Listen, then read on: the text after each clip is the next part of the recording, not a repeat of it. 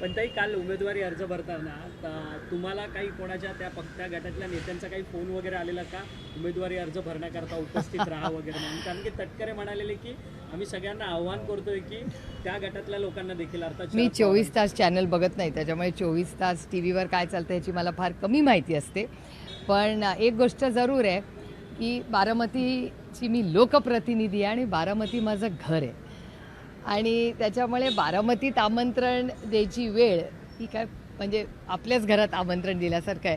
पण माननीय भुजबळ साहेब आणि माननीय आदरणीय दिलीप वळसे पाटील हे आदरणीय पवार साहेबांच्या घरी आले होते आणि बारामतीला तुम्ही या असं आमंत्रण आदरणीय पवार साहेबांना आणि सुप्रिया सुळेंना माननीय भुजबळ साहेब आणि माननीय दिलीप वळसे पाटलांनी बारामतीला तुम्ही या असं आमंत्रण आदरणीय पवार साहेबांना आणि मला हे ते करून गेले. अर्ज भरण्यासाठी बारामतीला या असं आमंत्रण ते करून गेले आम्हाला.